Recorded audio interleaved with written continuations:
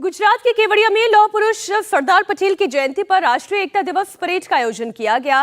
प्रधानमंत्री मोदी कार्यक्रम को संबोधित कर रहे हैं। आइए आपको सीधा लिए चलते हैं। इस प्रतिमा की निर्माण गाथा में ही एक भारत श्रेष्ठ भारत की भावना का प्रतिबिंब है। इसके निर्माण के लिए देश के कोने कोने से किसानों ने खेती के औजार दिए, लौह पुरुष की प्रतिमा के लिए लोहा दिया। देश के कोने कोने से मिट्टी लाकर यहां वॉल ऑफ यूनिटी का निर्माण हुआ। ये कितनी बड़ी प्रेरणा है। इसी प्रेरणा से ओतप्रोत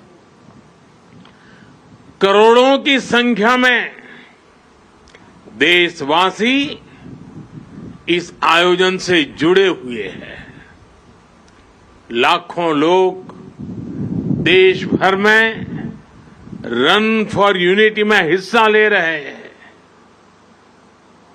एकता के लिए दौड़, लाखों लोग सांस्कृतिक कार्यक्रमों के जरिए इसका हिस्सा बन रहे हैं। जब हम देश में एकता का ये प्रवाह देखते हैं, जब 140 करोड़ भारतीयों में एकजुटता के ये भाव देखते हैं, तो ऐसा लगता है जैसे सरदार साहब के आदर्श ही एक भारत श्रेष्ठ भारत का संकल्प बनकर हमारे भीतर दौड़ रहे हैं। मैं इस पावन अवसर पर सरदार वल्लभ भाई पटेल के चरणों में नमन करता हूं। मैं सभी देशवासियों को राष्ट्रीय एकता दिवस की अनेक अनेक शुभकामनाएं देता हूं। मेरे परिवारजनों, आने वाले 25 साल भारत के लिए इस शताब्दी के सबसे महत्वपूर्ण 25 साल है। इन 25 वर्षों में हमें अपने इस भारत को समृद्ध बनाना है, हमारे भारत को विकसित बनाना है। आजादी के पहले 25 साल का एक ऐसा कालखंड आया था पिछली शताब्दी में, जिसमें हर देशवासी ने स्वतंत्र भारत के लिए खुद को खपा दिया था। अब समृद्ध भारत के लिए वैसे ही अगले 25 वर्ष का अमृतकाल हमारे सामने आया है, अवसर बन के आया है। हमें सरदार पटेल की प्रेरणा से हर लक्ष्य को हासिल करना है। आज पूरी दुनिया भारत को देख रही है। आज भारत उपलब्धियों के नए शिखर पर है। G20 में भारत के सामर्थ्य को देखकर दुनिया हैरान हो गई है। हमें गर्व है कि हम विश्व के सबसे बड़े लोकतंत्र की साख को नई ऊंचाई पर ले जा रहे हैं। हमें गर्व है कि अनेक वैश्विक संकटों के बीच हमारी सीमाएं सुरक्षित है। हमें गर्व है कि अगले कुछ वर्षों में हम दुनिया की तीसरी सबसे बड़ी आर्थिक शक्ति बनने जा रहे हैं। हमें गर्व है कि आज भारत चांद पर वहां पहुंचा है जहां दुनिया का कोई देश नहीं पहुंच पाया।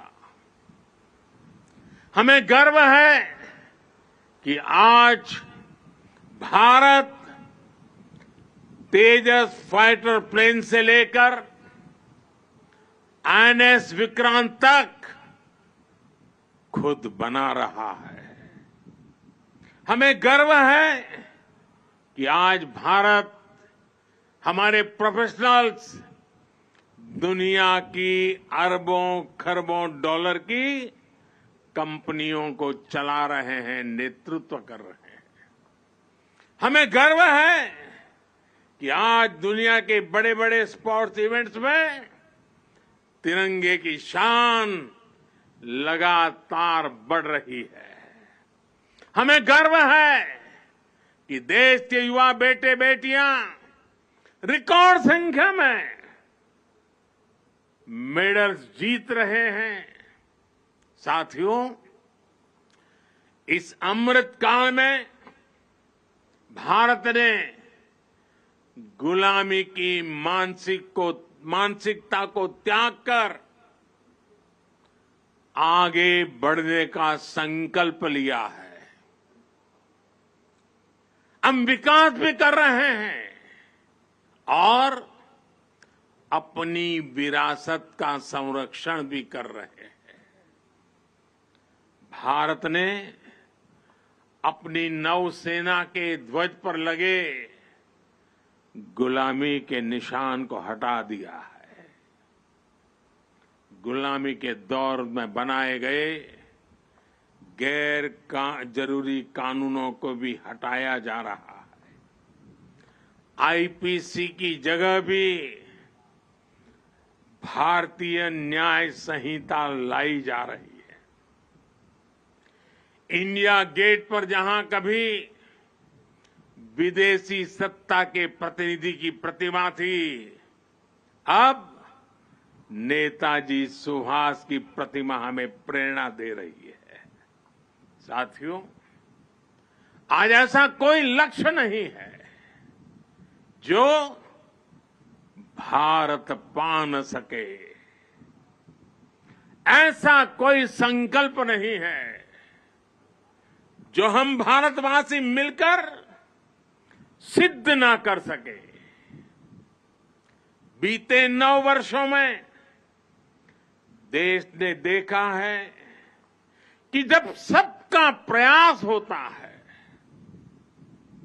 तो असंभव कुछ भी नहीं होता है। किसने सोचा था कि कभी कश्मीर आर्टिकल 370 से मुक्त भी हो सकता है। लेकिन आज कश्मीर और देश के बीच आर्टिकल 370 की वो दीवार गिर चुकी है। सरदार साहब जहां भी होंगे सबसे ज्यादा प्रसन्नता अनुभव करते होंगे और हम सबको आशीर्वाद देते होंगे। आज कश्मीर के मेरे भाई बहन आतंकवाद के साए से बाहर आकर खुली हवा में सांस ले रहे हैं, देश के विकास में कदम से कदम मिलाकर चल रहे हैं। यहां जो मेरे एक तरफ सरदार सरोवर बांध है, वो भी 5-6 दशक से लटका हुआ था। सबके प्रयास से इस बांध का काम भी बीते कुछ ही वर्षों में पूरा हुआ है। साथियों, संकल्प से सिद्धि का एक बहुत बड़ा उदाहरण हमारा ये एकता नगर भी है। 10-15 वर्ष पहले किसी ने सोचा भी नहीं था कि केवड़िया इतना बदल जाएगा। आज एकता नगर की पहचान ग्लोबल ग्रीन सिटी के तौर पर हो रही है। यही वो शहर है जहां से दुनिया भर के देशों का ध्यान खींचने वाले मिशन लाइफ की शुरुआत हुई थी। जब भी मैं यहां आता हूं, इसका आकर्षण और बढ़ा हुआ दिखता हूं।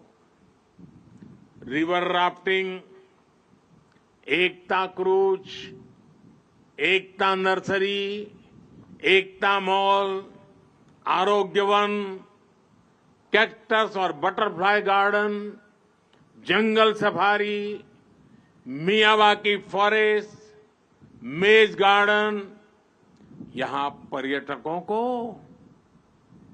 बहुत आकर्षित कर रहे हैं।